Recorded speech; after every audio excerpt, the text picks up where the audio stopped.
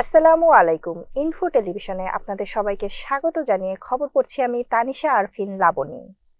দাওয়াতে ইসলামীর ইজতেমা শুরু ১৯ ডিসেম্বর ২০২৪ বৃহস্পতিবার তাহাজ্জুদের নামাজ থেকে।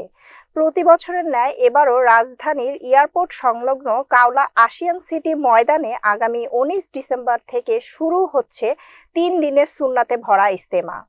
কোরআন ও সুন্নাত প্রচারের বিশ্বব্যাপী অরাজনৈতিক দ্বীনি সংগঠন দাওয়াতে ইসলামীর উদ্যোগে আয়োজিত এই ইজতেমা শেষ হবে ২১ ডিসেম্বর ১০টায় বিশেষ বয়ান ও আখেরি মোনাজাতের মাধ্যমে। দেশের লাখো মুসল্লি এই ইজতেমায় যোগ দেবেন। ৩ দিনের সুন্নাতে ভরা এই ইজতেমার জন্য সব ধরনের প্রস্তুতি নেওয়া হয়েছে বলে জানিয়েছেন দাওয়াতে ইসলামী বাংলাদেশের জিম্মাদার মিডিয়া বিভাগ মুফতি জহিরুল ইসলাম মুজাদ্দিদি আত্তারি।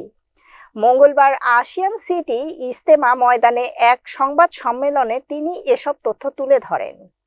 মানবতার কল্যাণে, ইসলামের কল্যাণে, দেশের কল্যাণে আমাদের উচিত প্রত্যেককেই দাওয়াত ইসলামের সাথে সম্পৃক্ত হওয়া এবং এই ইজতেমাকে সফলমণ্ডিত করা।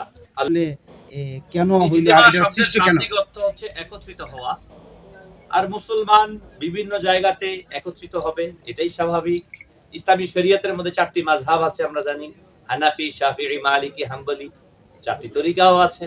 তো সবার দায়িত্ব যে মুসলমান হিসেবে প্রত্যেক সংগঠনের দায়িত্ব আছে নেকি দাওয়াতকে প্রচার করা।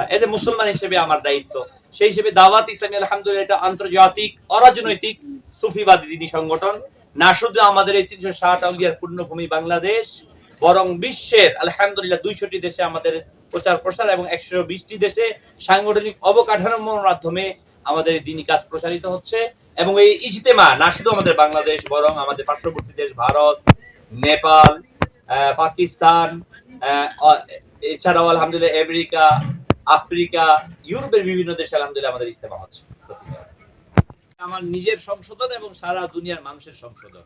কারণ আজকে আমি যত কথাই বলি না কেন, আমার ব্যক্তি সংশোধন যতক্ষণ না হবে এই জাতি এবং উম্মার কোনোদিন সংশোধন সম্ভব না। যেটা রাসূল আকরাম সাল্লাল্লাহু আলাইহি ওয়াসাল্লাম সর্বপ্রথম মাক্কি জীবনে ব্যক্তি থেকে সংশোধন শুরু করেছেন এবং এক পর্যায়ে গিয়ে সেটা পরিপূর্ণ সারা পৃথিবী। এতক্ষণ ইনফো টেলিভিশনের সাথে থাকার জন্য আপনাদের ধন্যবাদ।